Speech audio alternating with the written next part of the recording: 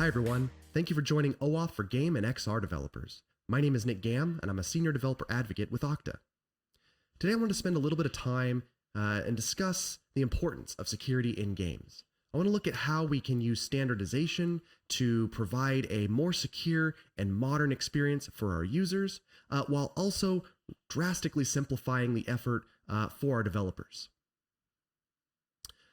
First, let's take a look at why it's so important to prioritize security in our game development projects and our XR projects. First and foremost, it's important to recognize that gaming has become one of the highest targeted industries in all of tech. In their State of the Internet Gaming Report, Akamai tracked between 2018 and 2020 that gaming made up 54% of all DDoS attacks and roughly 10% of all credential stuffing attacks. Everything from hypergrowth, rapid migration to cloud platforms, demand for interconnected experiences has made gaming an extremely attractive target for hackers. Modern players put a lot of time and money into their accounts. In Akamai's report, Martin McKay said that one reason we believe that the gaming industry has become such an attractive target to hackers is because criminals can easily exchange in-game items for profit. They can take over a player's account and they can sell in-game items for real-world currency. But it doesn't just end there. We live in a time where consumers and players are literally becoming the product. More and more of their data is being collected and stored for many different reasons. As our players entrust more and more data to us, as we collect more and more information about them and how they play and what they're doing, it becomes our responsibility to ensure that that data stays secure and is protected. Modern players expect to be able to trust the developers who create their games and the stores that distribute them to keep their data secure, to keep their accounts secure. But breaches have been plaguing the industry, and it's getting worse. Data breaches and insecure products are not only highly detrimental to your player base, but it destroys your brand and takes years to recover from. For the longest time, games were offline, self-contained experiences that didn't really have a need for complex security concepts. But with the invention of things like loot boxes and massive multiplayer online games and online e-commerce and marketplaces, chat, leaderboards, all these interconnected experiences has rapidly pulled the industry into a place where security is not only important, but it's paramount. It needs to be a first priority. While there are many things that we can do to ensure that we are keeping our players secure, one of the most important things that we should focus on immediately is standardization on industry best practices for security. One of the first steps in a user's security journey with your products is going to be their ability to validate their identity and authorize access to their data. This is why I wanted to spend our time today discussing OAuth. What is OAuth and how you can integrate with it easily.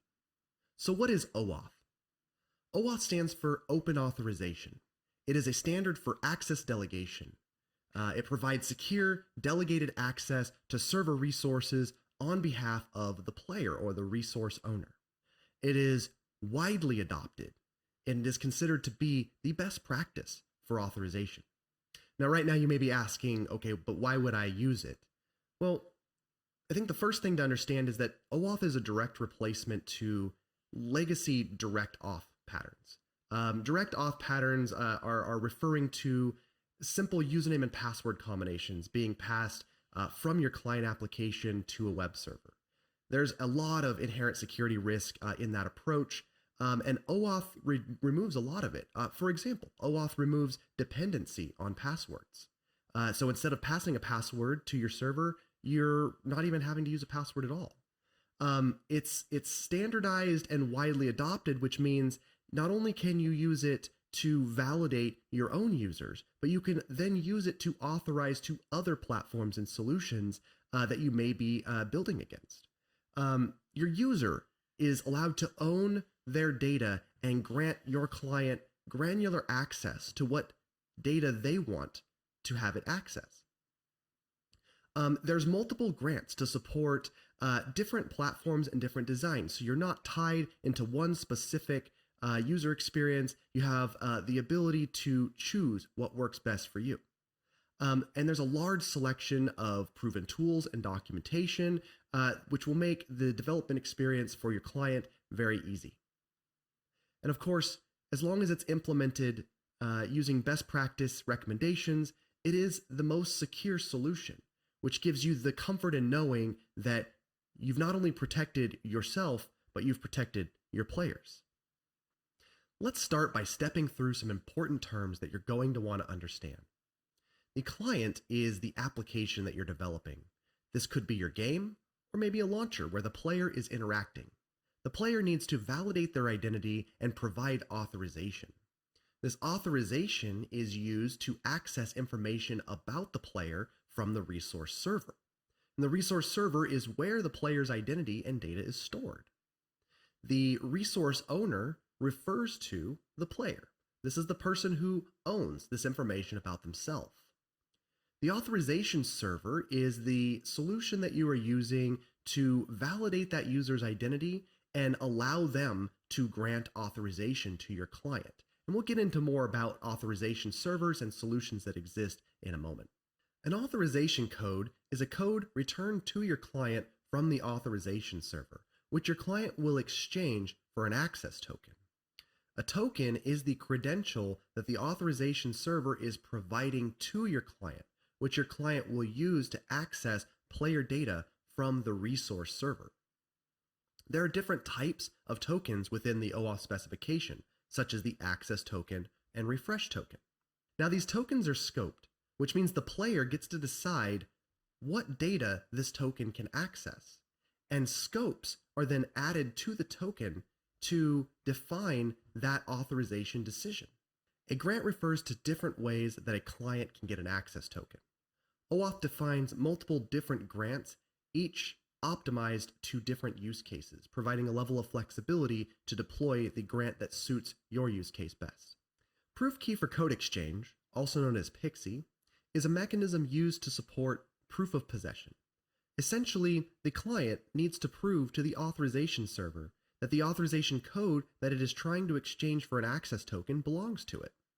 Finally, metadata refers to a configuration definition that the client can use to obtain the information needed to interact with an authorization server. Another term that you might commonly hear associated with OAuth is OpenID Connect. OpenID Connect is a decentralized authentication protocol built on top of OAuth. It adds player authentication concepts to the already existing resource sharing and authorization concepts defined in OAuth specification.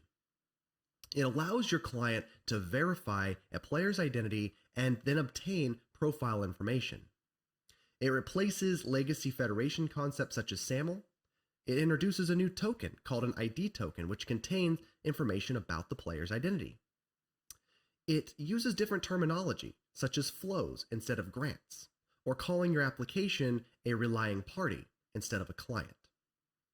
OpenID Connect is commonly used amongst other identity providers that you may want to integrate with. For example, if you want your users to be able to sign into your application using their Google account, Google relies on OpenID Connect to facilitate that federation. So let's take a look at how OAuth works. Remember, OAuth is a really big specification, so I'm going to provide an introductory overview, and then I'll give you guys some resources to continue the journey later. There are two OAuth grant types that I'd like to spend our time focusing on in detail because they will be the most relevant to game and XR development. First is the authorization code grant type, which is going to be the primary choice when the target platform or device has a built-in native browser experience that can be leveraged. The second is the device code grant type, which is going to be the primary choice for devices such as VR headsets like the Oculus Quest that do not have a native browser experience that you can really access from within your game experience. First, let's start by looking at how the authorization code grant type works in detail. This grant starts with the player interacting with the client. Now remember, the client is your game, or your launcher, or any other experience that you want the player to log into. The player will initiate the process by clicking a login button. The client will then generate a code verifier and code challenge for PKCE, and then redirect the player to the authorization server's authorize endpoint. At the authorization server, the player will be challenged to validate their identity. Now, depending on how you've implemented your authorization server, these challenges could be basic username and password challenges, but preferably would also include multi-factor authentication and even be passwordless entirely. Once the player's identity has been validated, they will be presented with a list of scopes that represent the data that they would like to provide the client access to. They get to decide what scopes they want to grant access to. Once they've made that decision, they will click an Authorize button. The authorization server will generate an authorization code and redirect the user back to the client with the code. Now, the client will take this code and behind the scenes in a separate API call will call the authorization server's token endpoint to exchange the code for an access token. And that access token will be used to request any data about the player from the resource server. Now, like I mentioned before, the authorization code grant is great when your target platform or your target device has a native browser experience that your client can interact with. But on devices such as certain consoles or VR headsets, for example, that don't have a native browser experience that your client will be able to make use of, a different grant is necessary.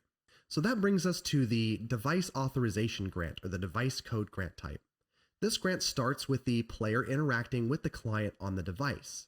Now, this could be your game running on a console or a VR headset, for example. The player will initiate the process by clicking a login button, and the client will generate a device code, a user code, and a verification URL.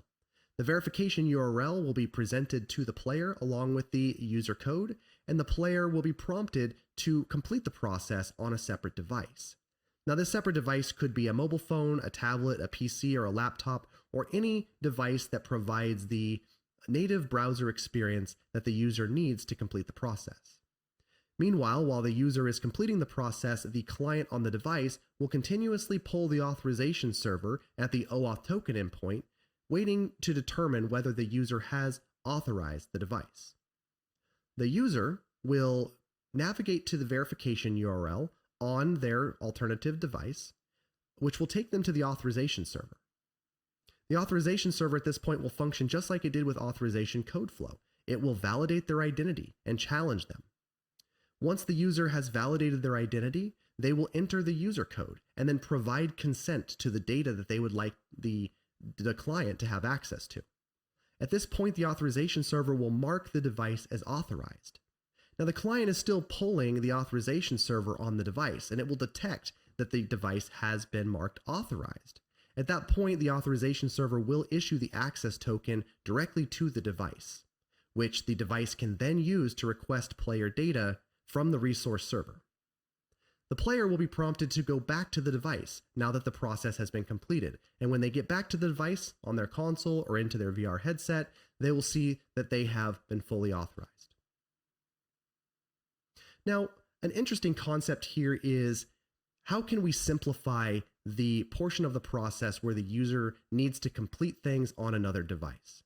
The browser flow, as we described, requires them to pull up a browser, navigate to a URL, which requires them to manually type it in, and the process is not necessarily as clean as it could be. A great thing that I've seen a lot of developers do lately is they provide a companion app to their game or to their product. And that companion app is running on their mobile phone, for example, and it's able to already contain the authentication and the identity validation that is needed to provide the authorization for the device. So the user would pull up an app on their mobile phone, already be authenticated, and simply just type in the user code that was provided by the client on the device. This means they don't have to navigate to a separate website. They pull up an app, they type in a code, and the process is complete because the app already contains the validated identity, and that step doesn't have to be taken. This is a great idea to improve the user experience within this grant. One of the things that I love the most about standardization is the ability to share the responsibility. When you're developing your game or your client, standardizing on OAuth is easy using existing and proven SDKs and libraries. It's also extremely secure to focus on a proven standard. But beyond that, this standardization allows you to share the responsibility or delegate the responsibility of the entire authorization and identity process to industry experts such as Okta. By using OAuth, you can easily connect your game or your client to Okta's platform and then instantly benefit from concepts such as MFA, secure directory services, federation, and so much more. Okta provides your social connections. Okta allows you to focus on building your game, while we focus on adding more functionality, keeping your solutions up to date, covering any new exploits that have been discovered. All of the maintenance, all of the responsibility that comes with owning an authorization server can be left to us while you focus on your game. So as I mentioned before, OAuth is a really large specification. There are so many more things to learn that we just simply won't have time to discuss today. But I wanted to let you know that the Okta Dev team at developer.okta.com has done an amazing job to provide free learning resources to help you continue your OAuth journey. Aaron Parecki's OAuth Happy Hour has taught me so much just by tuning in. And one of my favorite explanations on OAuth is David Neal's illustrated guide to OAuth and OpenID Connect. Check both of those out on developer.okta.com. Tune in to our Twitch channel to watch our live streams, YouTube videos, and check out our Twitter to keep up to date on new learning resources to help you with your OAuth journey. Now that we have a good understanding of how OAuth works and why it's important, let's go into more detail on how we can incorporate it into our games and our extended reality experiences. The first thing to really focus on and take into consideration is the impact of the target platform. It's all about what the device can support. As you've seen, OAuth relies on some form of browser or app experience, something that allows the user to interact to validate their identity and to provide authorization and consent. If your target platform doesn't have a native browser experience, or if it's not connected or online, these all need to be taken into consideration in how we approach the design. I have 3 designs that I'd like to step through today to really take a look at how OAuth is incorporated into them based on the target platform. I want to look at Webgl using Unity. I want to look at a mobile application experience, a mobile game. Let's start by considering Webgl. Webgl is super easy because it already exists in the browser. The client is an object being rendered within HTML, which means producing a native browser experience for the player to complete the OAuth grant is as easy as triggering some JavaScript to create a pop-up window. The player will initiate the process in-game by clicking a login button.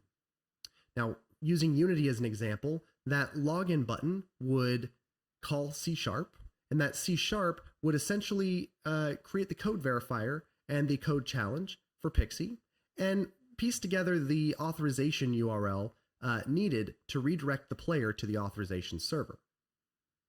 Now, we have to get that URL to the JavaScript in the browser so that the pop-up can be rendered and so that the pop-up can be redirected to where the player needs to be at the authorization server. To do this in Unity, we use a JavaScript library. JavaScript library essentially references all of our JavaScript from the HTML and puts it in a place as a plugin within the project so that our C# can reference it and communicate with it. So with the JavaScript library in place, our C# can send the redirect URI, the authorization endpoint, where we need to send the player. We can send that to the JavaScript in the HTML. At that point, the JavaScript in the HTML will create a child pop-up window and redirect the player to the authorized endpoint, where, as we learned with auth code flow, the player will validate their identity, authorize the client, and authorization code will go back to that HTML, to that JavaScript that originally created the child pop-up window. There's some event listeners involved so that the parent window knows when the child window was closed, but it's all basic JavaScript. At that point, the authorization code exists in the HTML where our game client is, and the JavaScript is then able to pass, using our JavaScript library, the authorization code back to Unity, back to that C#, where then Unity is able to, or our game client is able to call the OAuth token endpoint and exchange that authorization code for an access token. And then that access token can be used to request information about the player from the resource server. It's pretty standard authorization code concepts, and it's easily facilitated because we are already within the browser. Our target platform has a really easy native browser experience. So to demonstrate how this looks, I'm going to use Okta's game Code Tycoon as an example. If you haven't played Code Tycoon, you can do so at codetycoongame.com. It's a lot of fun. So this is Code Tycoon, a game from Okta. Now the first thing a player sees when they go to codetycoongame.com is our terms of service. Now this is interesting to developers because of what happens when the player clicks the accept button. When the player clicks accept, the consent is stored in PlayFab, which Code Tycoon uses as its cloud gaming platform. But as you can see, I'm not logged in. In fact, I'm in a private browsing session here in Firefox just to ensure that I'm not logged in. So how is that consent stored? Well, the answer is anonymously. When the player first launches the game, an anonymous session is created in PlayFab, which we attempt to persist using a cookie. That consent is stored in the anonymous session, along with any actions that the player takes while anonymous in-game. This could be starting a new game, progressing somewhat through the game before creating an account. Everything is stored in an anonymous session in PlayFab for the user. While a player could play through the whole entire game anonymously, they could potentially lose all of their progress if their cookies are lost or if they move to a different device. They'll also miss out on other interconnected features that require the game client to be authorized. Once a player creates an account, their anonymous identity in PlayFab is tied to that account.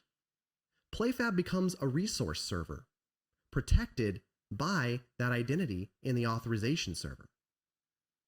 When a player comes back to the game at a later time and signs in, that authorization is used to collect the saved data from PlayFab. When the player returns in the future and logs in, Code Tycoon is able to use that authorization to collect the save game and player data from PlayFab. This will allow the player to pick up where they left off. Now, I already have a Code Tycoon account and have played Code Tycoon in the past. I'd like to sign in on this new device and pick up where I left off. To do this, I'm going to click the sign in button. Now notice this sign in button is in-game. This is Canvas in Unity. When I click this button, it's going to call a C# function in Unity that's going to generate my code challenge and verifier and format my authorization URI so that I can pass it to the browser. Upon clicking the button, the formatted authorization URI was passed through a JavaScript library that's included in the Unity project as a plugin to JavaScript that's running in the parent HTML that's holding the game client. That JavaScript created this child pop-up window and redirected to that authorization URI. It also set up an event listener to listen for the window to close. Now this is a great time to talk about the shared responsibility concept here. Code Tycoon uses Okta as its authorization server. That means that I didn't have to code any of this login experience that you see on the screen. I didn't have to write code to support signing in with Google or Facebook or Apple or LinkedIn. I didn't have to write code to create a sign-up and registration experience. And best of all, I don't have to worry about securing the user's credentials at all. This is because the user is not putting their credentials into my user interface. Their credentials are not touching my code. My code is not responsible for ensuring that the user's password is kept secure. My code is not responsible for ensuring that the user's password is securely passed to an API. Instead, my players are putting their credentials into a user interface that is secured and maintained by security experts in a proven and industry-leading platform. By sharing the responsibility, I've reduced my development effort and provided my players with the most secure experience possible. So I'm going to go ahead and log in with a username and password. As you can see, we're also sticking to best practice and enforcing multi-factor authentication. I'm going to go ahead and send a code to my cell phone via text message. I've received my code, and I'm going to go ahead and type it in.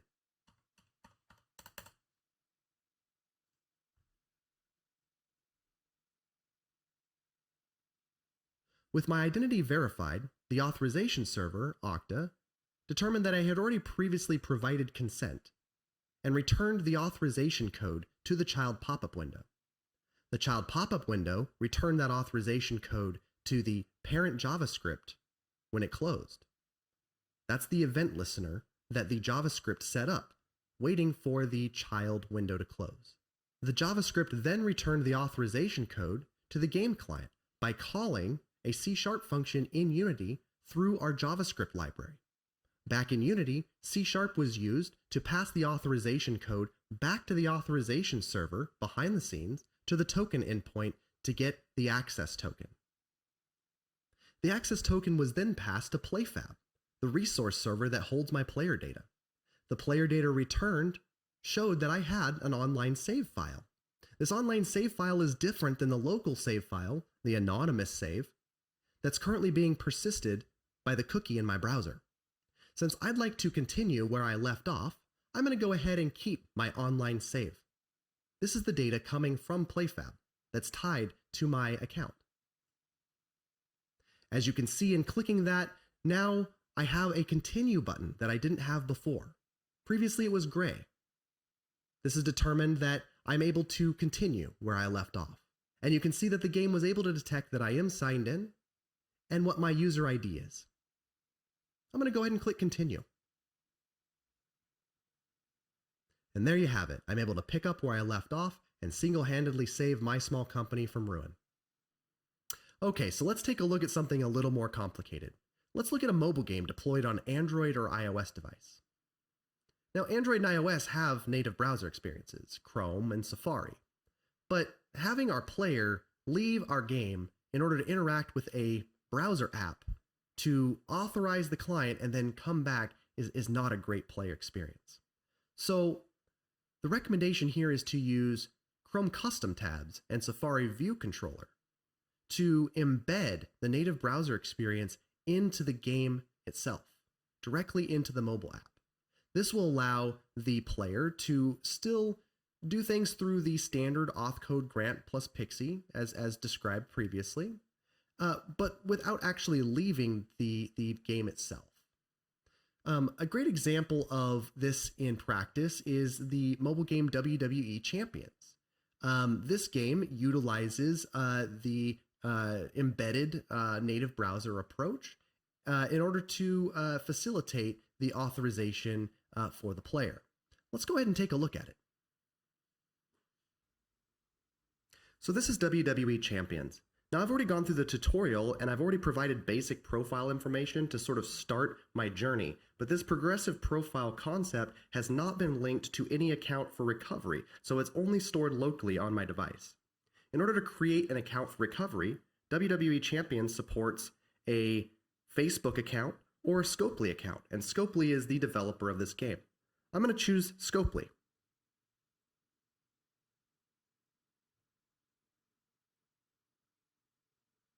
Once my identity was verified, the authorization server sent the authorization code back to the game client, and the game client called the authorization server's token endpoint to exchange the authorization code for an access token. As you can see, the game has recognized that I have created an account and has awarded me appropriately. If I wanted to install the game on a different device and pick up where I left off, all I have to do is sign in. This entire authorization process has happened from within the game without my leaving the confines of the game itself. The native browser experience was embedded into the game client using Chrome custom tabs because I'm on an Android device. This game on an iOS device would use Safari View Controller. Notice that the standardized process for authorization code flow did not change. The target platform merely affected how I allowed my player to interact. So those are some pretty complex ideas that we discussed pretty quickly in a very short period of time. There's so much more that we could talk about, and I'd love to continue the conversation with you. Connect with me on Twitter. Let's keep the conversation going and discuss how we can better secure our players and provide them with modern experiences as we do so. I hope that this information was valuable to you, and I hope that you enjoy the rest of our Developer Day. Thank you for joining.